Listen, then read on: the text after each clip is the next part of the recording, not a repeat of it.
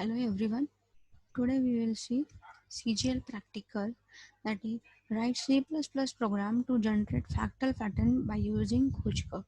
So before going to the going for the implementation, we'll see what is fractal and what is Coach curve. So fractals, what are the fractals? That is using a single formula, very complex picture is generated, which are known as the fractals.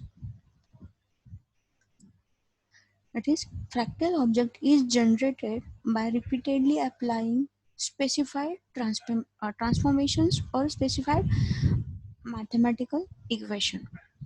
So iterations are used for creating fractals by repeating the formula with different values again and again by considering all the results of previous iterations.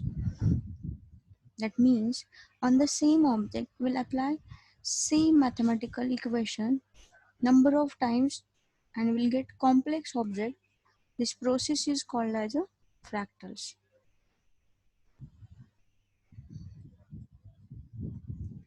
So fractals are used in different areas such as astronomy, also in biology and chemistry, also others in that is clouds, coastline and borderlines, data compression, diffusion, economy, landscapes are depicted by using fractals.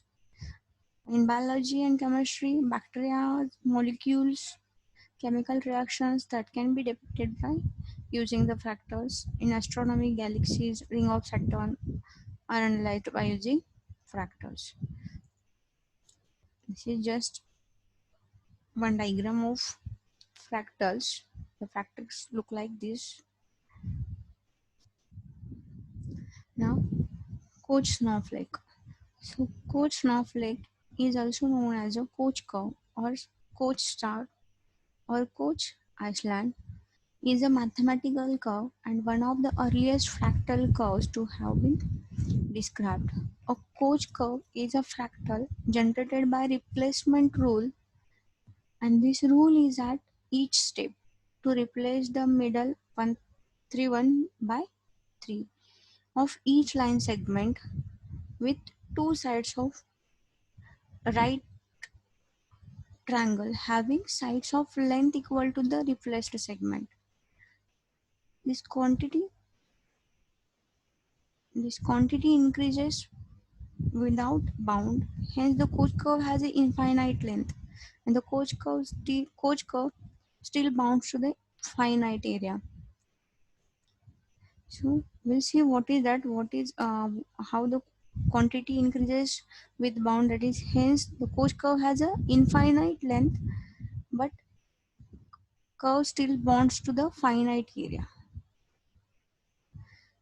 Okay, we'll see that at the time of practical or demonstration. Then uh, we can prove this by nothing that in each step we add the amount of area equal to the area of all equilateral triangles created. So now how to construct the Koch curve? The Koch curve snowflake can be considered by starting with the equilateral triangle and then recursively altering altering each line segment as follow. That is what divide the line segment into three segments of equal length. Here just we are considering a line and then we are dividing that line into equal length into three segments of equal length. Then draw equilateral triangle that has a middle segment from step 1 has its base and point outward. Then remove the line segment that is base of the triangle from steps 2, and we have to repeat this procedure again and again. So after one iteration this of this processor, the resulting shape is the outline of hexagram. So now finally we'll get like this. So just we'll see.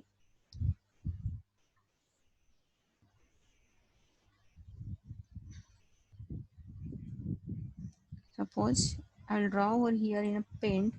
Here we have see this line, that is line having these two endpoints that is x1 y1. So we have to divide this line into the three equal segments. So how we can divide?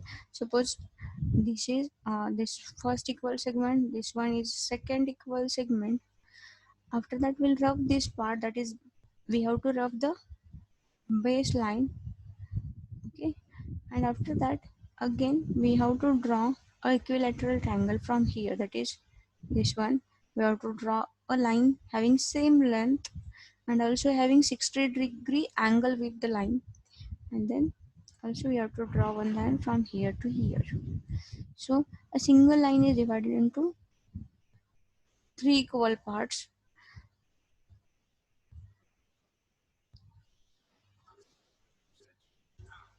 So after dividing into the three equal parts, here this can be considered as a,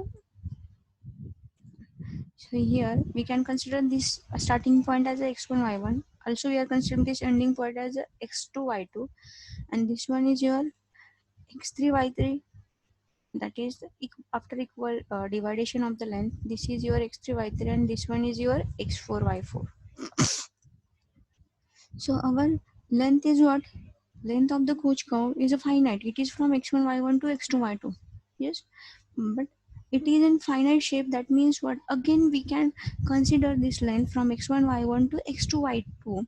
Sorry, x3 y3, and again we are applying the same rule, same mathematical equation, and we'll divide this part into three equal parts. Suppose like this.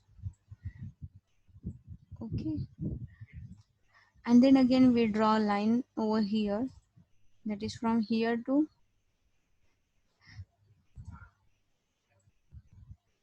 okay, likewise. So this is what here, it is an infinite shape. Again this line can be considered again we can consider from, suppose here we'll consider this as a x comma y. So again we have to consider the line from x3 y3 to xy, and again we'll apply same mathematical equation. That is what we have to divide this line into three parts. Yes, after that again we'll consider xy to x4 y4, and we'll apply same mathematical equation from x4 y4 to x2 y2 also. Again after that also we'll consider this part of the line and applying the same mathematical equation. Then this line is divided into three equal parts, like same. So that is what it is infinite in nature, but length of this Koch curve is finite. Okay, so that is the meaning of this. That is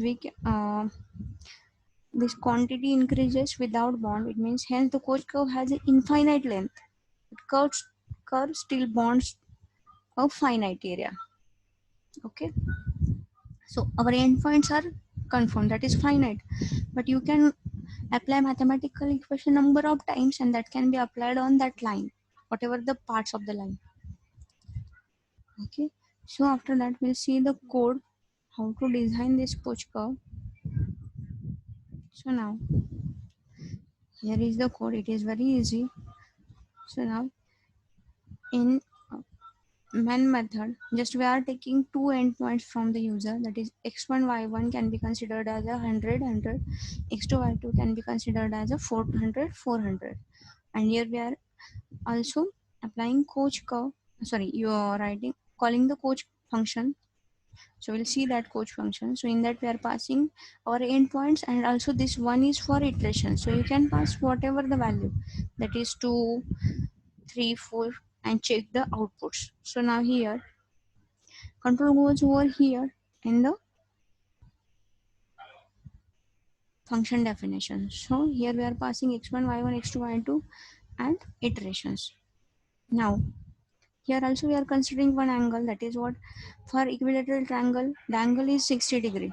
So we are just converting that degrees into radians. So we are multiplying it by pi value and divided by 180 degrees. So this angle is converted into the radians. After that in paint we have seen that we are considering this line. So this complete line This is your line, and having endpoints, that is here we are considering this can be considered as a x1,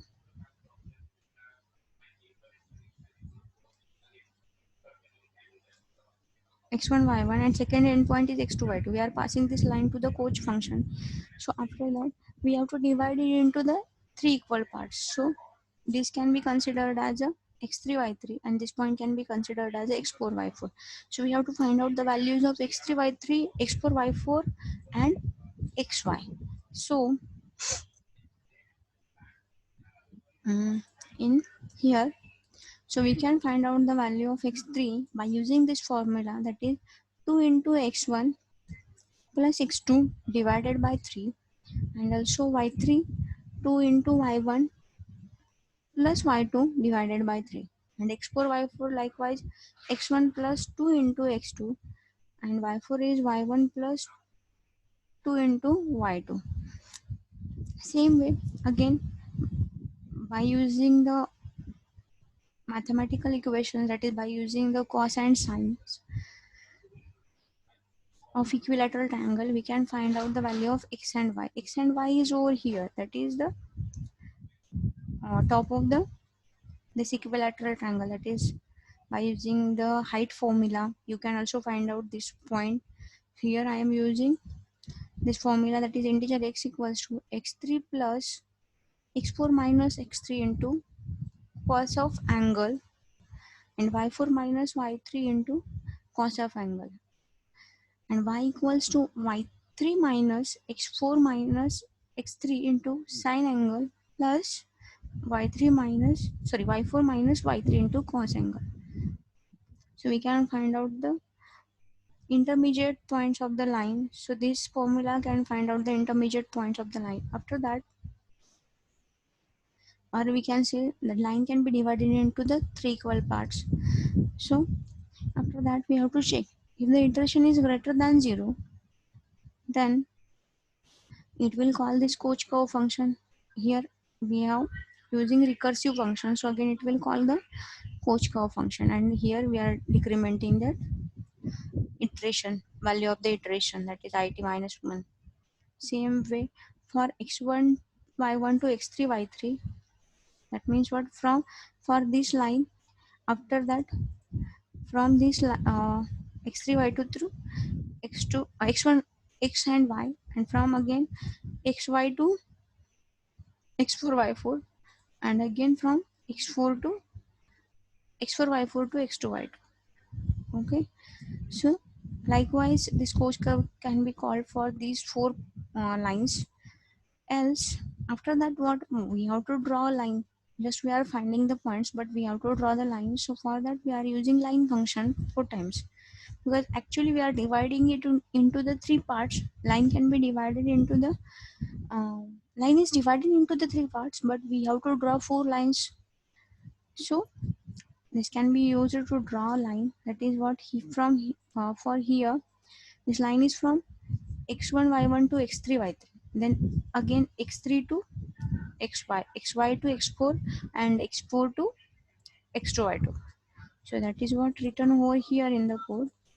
So it is very easy, code is very easy. Just keep in mind these three equations. So how to divide this line into the equal parts, others are very easy. So now we'll see the output.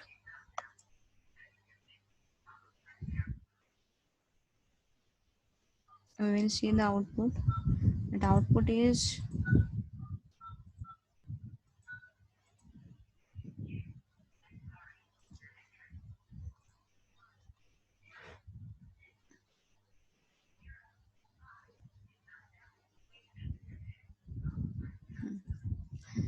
when we are considering zeroth iteration, then your output is like this. Okay, that is this complete line is divided into three equal parts, and we can consider this as a equilateral triangle, and then we are not drawing this line between x3 y3 to x4 y4. So when you are considering iteration 0, this will be your output. Then When you are considering iteration 1, then this will be your output, that first line is divided into again equal parts. Okay, and then when you are considering 3, then you are getting this one, and when you are getting when you are considering 4, then you are getting this one. So how many iterations we are applying, that complex object we will get. Okay, so this is what coach curve.